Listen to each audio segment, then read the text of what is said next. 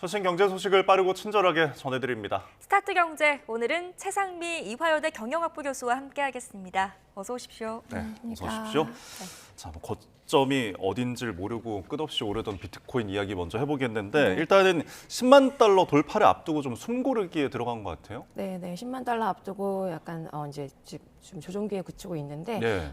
지난달만 해도 7만 달러였잖아요. 근데 비트코인이 막 엄청나게 빠르게 상승을 하고 있는데 네. 이제 이게 트럼프 전 대통령의 이제 대선 승리라는 호재가 이제 시장 심리를 자극한 것으로 이제 판단이 되는데요. 예. 글로벌 투자자들 사이에서도 지금 비트코인이 다시금 이제 되게 주목받고 있는 상황입니다. 이제 현재 숨 고르기는 이제 기술적 조정하고 투자자들의 차익 실현이 이제 복합적으로 작용한 결과로 이게 평가가 되고요. 전문가들에 따르면 이제 이를 다음 상승을 준비하는 이제 뭐 자연스러운 과정이다 이렇게 평가를 하고 있는 상황입니다. 예. 네. 앞서 이정섭 앵커가 언급했듯이 정말 끝을 모르고 지금 오르고 있는데 그래도 전문가로서 앞으로 좀 이런 상승세가 언제까지 지속이 될 것인지 전망을 좀 해주신다면요. 이제 저뿐만 아니고 전문가들 이제 의견에 따르면 비트코인이 네. 장기적으로 상승할 거다 이렇게 낙관적으로 보고 있거든요. 이제 어. 예를 들어서 ARK 인베스트먼트의 캐시우드 네. 유명한데 비트코인이 2030년까지 약 150만 달러에 이를 수 있다. 뭐 이런 전망을 내고 있고요. 그다음에 갤럭시 디지털의 마이클 노보그라츠는 전략적 자산으로 이제 비트코인이 자리를 잡을 경우에는 네. 50만 달러까지 상승할 수 있다. 또 이렇게 네. 전망을 하고 있거든요. 이제 다만 단계적으로는 글로벌 규제 움직임도 있고요. 그다음에 시장 변동성이 매우 커졌기 때문에 이걸 이제 주의 깊게 살펴봐야 되고 규제 리스크가 만약에 상승 동력을 이제 일시적으로 또 제한할 수도 있기 때문에 투자할 때 이제 유의를 하시는 게 필요할 것 같습니다. 네. 이 비트코인을 둘러싸고 여러 우려의 목소리도 나오고 있는 것도 이제 현실이다 보니까 지금 일단 우리나라에서는 금감원이 조치에 나선다는 내용이 있는데 어떤 내용인가요? 금융감독원은 이제 최근 시장 변동성이 매우 확대됐기 때문에 이에 네. 대응하기 위해 가지고 가상자산 거래소 중심으로 이제 이상 거래 감시 시스템을 이제 점검한다 이렇게 밝혔거든요. 네. 이제 이게 투자자 보호 측면도 있고 시장 안정성을 확보하기 위한 이제 조치로 보이는데요. 이제 구체적으로 보면은 거래소 내부의 이제 내부 통제 이거를 강화하는 거고 부당 거래 방지, 그 다음에 거래 투명성 제고를 위한 이제 기준을 마련하겠다. 여기에 초점을 두겠다 이렇게 이제 설명하고 있습니다. 네. 그다음에 가상자산의 범위하고 그다음에 정의를 명확하게 하는 법제화 제도도 이제 논의 중이고요. 이제 이를 통해서 결과적으로 투자자들의 신뢰를 높이는 것이 금감원의 주요 목표라고 보시면 될 것 같습니다. 네. 네. 그런데 교수님, 이게 비트코인뿐만 아니라 지금 다른 코인들도 계속 상승세를 보이고 있잖아요. 그렇다 보니까 이 가상자산 과세를 둘러싼 논란도 좀 계속될 것 같은데요. 네. 내년부터 이제 가상자산 소득이 250만 원을 초과하면은 22%의 세율을 적용하는 과세 정책이 시행될 건데 네. 여기에 대해서 이제 논란이 매우 뜨거운데요. 예. 이제 이유는 뭐냐면 찬성하는 측은 이제 보면은 조세 형평성 입장에서 이제 소득이 있으면 이제 그 과세를 해야 된다 이렇게 이제 세수 확대 또 입장에서 이걸 네. 강조를 하면서 과세 필요성을 주장하고 있는데 이 배경을 보면은 미국, 일본, 영국 등 이제 주요국에서 이미 가상 자산에 대한 과세를 시행하고 있거든요. 네. 그래서 이 정책과 이제 맥을 같이 한다고 보시면 될 것 같습니다. 네. 반면에 반대하는 측은 이제 낮은 공제 한도 이제 250만 원으로 인해 가지고 청년 투자자들이 대부분 이제 투자자들이 젊은 층이거든요. 네. 그래서 과도한 세금 부담을 질 수 있다라는 점을 또 얘기하고 있고요. 그다음에 가상 자산 법제화에 대한 제도적으로 아직 불완전한 면이 있거든요. 그래서 준비가 굉장히 부족한데 여기에 대해서 과세를 직접 하는 거는 빨리 하는 건 옳지 않다. 그래서 과세 유예를 요구하고 있고요. 예. 특히 이제 청년층의 투자 심리 위축으로 이어질 가능성이 또 있으니까 여기에 대해서 논란이 매우 커지고 있는 상황입니다. 네. 네. 지금 언급해 주신 것처럼 일단 내년 1월에 시행이 예정인 건데 지금 뭐 국민청원도 이틀 만에 6만 명 넘게 좀 동의를 한 상황이라서 이게 유예될 가능성도 있는 건 아닌가요? 그죠. 이제 이게 보면 과세 이제 시행 시점이 네. 이제 성급하다 이렇게 얘기하고 있거든요. 네. 이제 유예 기간 동안에는 제도적으로 좀 보완을 해야 된다. 그래서 지금 당장 시행하는 게 쉽지 않은데 이게 이제 국민총원 아시다시피 이제 6만 명 이틀 동안 막 동의한 것도 이제 이런 여론을 보여주는 사례이거든요. 네. 그래서 이제 최종적으로 과세 유예 여부는 제가 볼 때는 정치적 합의도 필요하고 그다음에 국민적 여론에 따라서 좀 결정될 가능성이 높지 않나 이렇게 보고 있습니다. 네, 알겠습니다. 검토해야 할 부분이 많아 보입니다.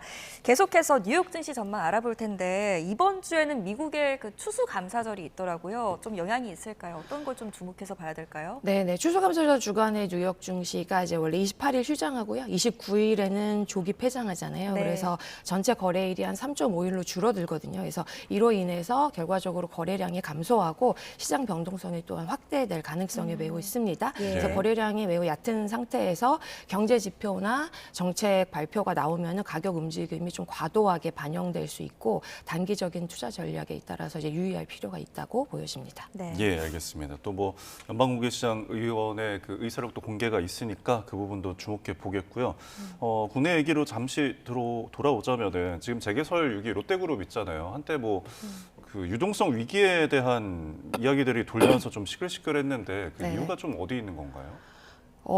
이게 지금 이제 온라인이나 SNS를 통해 가지고 롯데그룹 모라토리엄 선언했고 네. 그다음에 예. 7만 8천 명 감원설 이래 가지고 논란을 일으켰는데요. 이게 이제 결과적으로는 근거가 없는 루머다 이렇게 이제 판명이 됐거든요. 예. 근데 이제 이게 시장 불안 심리를 자극해 가지고 주가 변동성에 영향을 미친 이제 주요 사례로 볼 수 있을 것 같습니다. 이게. 네. 근데 루머로는 밝혀졌지만 계열사의 그 실적 부진은 또 어느 정도 사실로 봐야 한다 이런 또 분석이 있던데 일각에서 제기되는 그 롯데그룹의 위기설에 대해서는 어떻게 좀 보세요? 네, 이제 우선 이제 롯데케미칼하고 롯데쇼핑 등이 사실 이제 이제 그 주요 계열사들 합쳐가지고 업황이 지금 악화되고 있는 상황이고요. 경기 예. 부진 때문에 그다음에 시장 변화로 인해서 실적 부진을 겪고 있는 게 사실입니다. 그래서 예를 들어서 롯데케미칼 같은 경우에는요, 석유화학 업황이 침체되고 있어가지고 네. 2021년에 보면은 1조 5천억 원의 영업이익을 기록했거든요. 예. 근데 이제 지난해 보면 3천억 원의 영업 손실을 기록한 상황입니다. 근데 이제 전체적인 이제 롯데그룹 차원에서 보면요, 부동산 예금 주식 등으로 구성된 109조 이상의 예. 현금 유동성을 보유하고 있다고 합니다. 그래서 단기 유동성에는 문제가 없다라는 거 이제 증권가의 평가고요. 네. 일부 계열사의 실적 부진이 이제 전체 그룹의 유동성 위기로 확대돼서 해석됐다 이렇게 이제 분석이 됩니다. 네. 네. 뭐 일단 어떤 계열사에 따라서는 실적 부진이 이제 확인이 되고 있고 또 앞으로도 전망이 그렇게 좋지 않다 보니까 일단 비상경영 체제를 롯데가 도입을 하긴 했습니다. 앞으로 그 사업의 전망은 또 어떻게 볼 수가 있을까요? 이제 롯데가 이제 지금 오프라인 매장이 굉장히 이제 어려운 상황인데요. 네. 그래서 여기 오프라인 매장 강점을 살리고 또 체험형 콘텐츠 강화해가지고 융복합 이제 디지털 전환을 추진하고 있고요. 그래서 이에 대한 경쟁력 확보를 하려는 노력이 진행되고 있으니까 좀 지켜봐야 되고요.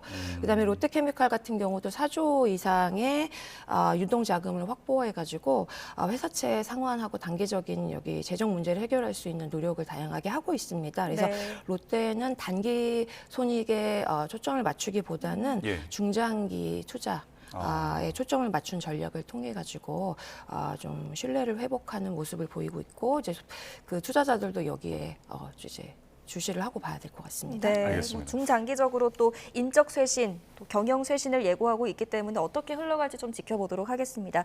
마지막 주제인데요. 한국 프랜차이즈 산업협회가 배달 치킨을 또 올리겠다. 네. 이런 소식을 밝혔더라고요.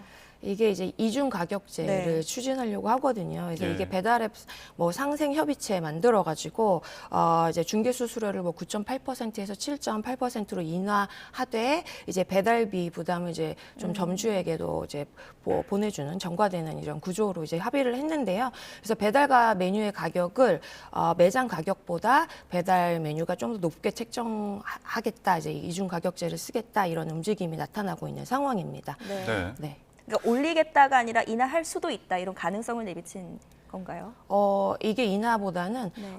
이제 그 배달하는 메뉴에 배달 메뉴에 그 배달 가격을 이제 얹어서 녹여서. 예, 네. 다른 가격을 산정하겠다. 이게 이제 초점인 거죠. 예. 사실 치킨 값이라는 게 계속 원재료도 오르고 인건비도 오르고 그런 것들이 반영되면서 계속 올라갔거든요. 네네. 담다 보면은 그냥 치킨 한 마리가 3만 원을 넘게 맞습니다. 되는데 네.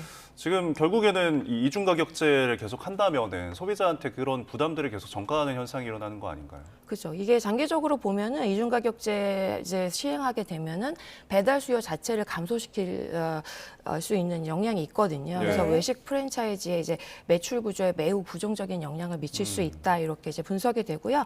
이제 소비자들이 가격 비교에 매우 민감해질 수가 있다. 네. 그래서 대형 프랜차이즈보다 뭐 소규모 매장으로 이제 수요가 이등할 가능성도 있다고 봐야 되고요. 예. 그래서 프랜차이즈 업계는 뭘 해야 되냐면 점주 부담도 완화해야 되지만 소비자 신뢰를 이제 유지할 수 있는 균형 잡힌 정책을 좀 추구해야 될 거다 이렇게 이제 생각이 들고요. 예를 들어서 투명한 가격 정책, 네. 그다음에 배달비를 분담할 수 있는 이런 구조의 개선이 필요하다 이렇게 네, 판단이 됩니다. 네, 알겠습니다. 알겠습니다. 오늘 여기까지 듣겠습니다. 스타드 경제 오늘은 최상미 이화여대 경영학부 교수와 함께했습니다. 교수님 잘 들었습니다. 고맙습니다. 네, 감사합니다.